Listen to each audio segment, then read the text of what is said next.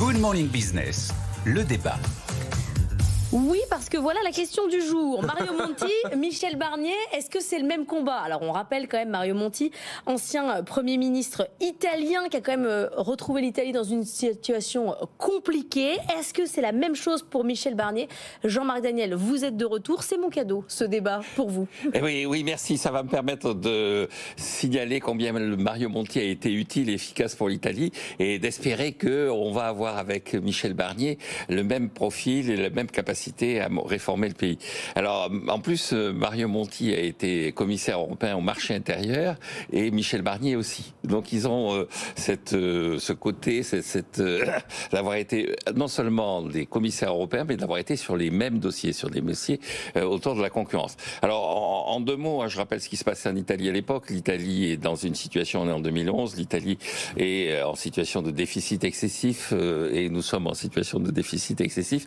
Et la classe politique refuse d'appliquer les recommandations de Bruxelles et de la BCE. Le président du Conseil, c'est Silvio Berlusconi, et il reçoit une lettre de la BCE au mois d'août 2011, et il dit il n'est pas question que je me soumette, et il démissionne. Et à ce moment-là, il y a deux possibilités. Soit la classe politique retrouve un gouvernement sur la base d'une coalition au sein du Parlement, ou bien elle se dessaisit du dossier, elle va chercher un technicien, et elle lui dit on te donne un an, et pendant un an, tu remets de l'ordre, et puis après, on reprend les manettes.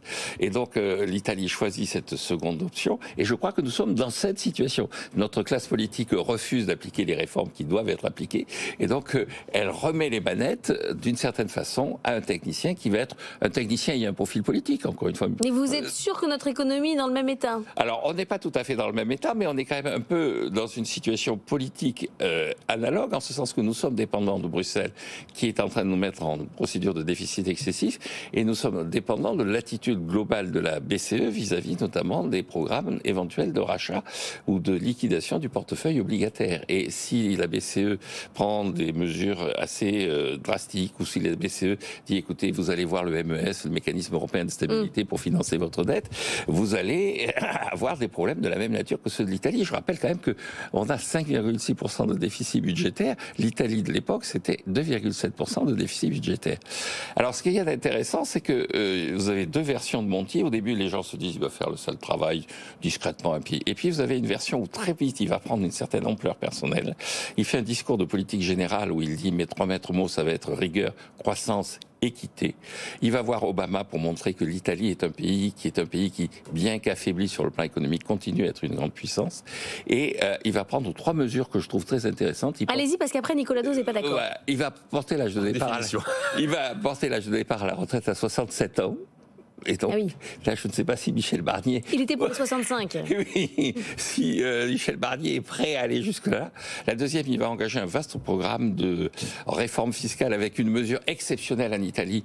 Il va imposer l'Église catholique. Ouais, l'Église catholique. Ce qui est quand même un événement en Italie. Symboliquement très fort. Sur le foncier. Il y avait de quoi faire en foncier. Oui, et en mettant en avant le fait que l'Église catholique ne joue plus le même rôle, puisque le président de la République de l'époque, Napolitano, est le premier à ne pas être chrétien depuis l'empereur Julien. Laissez-moi du temps pour que Nicolas soit pas d'accord. Voilà. Et puis le troisième élément, c'est que il va faire une politique de concurrence, et notamment il va vendre les fréquences de télé, surtout les fréquences de radio, en les mettant en concurrence.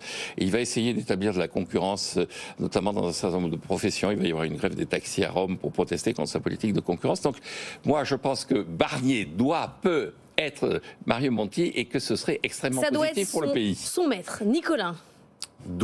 Oui, je suis d'accord, j'y crois pas, pour trois raisons. Je vais très vite. La première, c'est que vous avez dit, mais avec gentillesse, la situation n'était pas la même. L'Italie allait vers l'incident de crédit et la banqueroute. Forbes a dit, c'est l'homme qui a sauvé l'Italie de la banqueroute.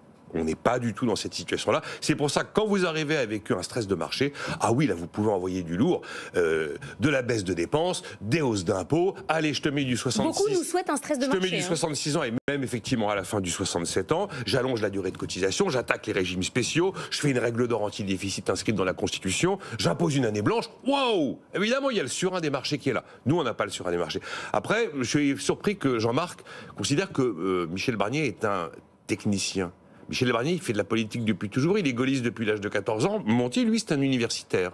Monti, lui, c'est un économiste, avant, effectivement, de se retrouver en politique. Donc, deuxième raison, là, il y a vraiment la dimension technicienne chez Monti. Et le gouvernement sera un gouvernement de techniciens. Maintenant, le gouvernement de M. Barnier, moi, je ne le connais pas encore, on verra. Peut-être que ça va être effectivement un gouvernement de techniciens. Et puis, troisième chose, oui, ils ont tous les deux un pédigré européen, mais objectivement, la réputation de Mario Monti, qui va rester 19 années à la Commission, était quand même plus lourde que celle de Michel Barnier. Il a été aux affaires intérieures, mais après à la concurrence. Et la concurrence, c'est quand même une tête de gondole.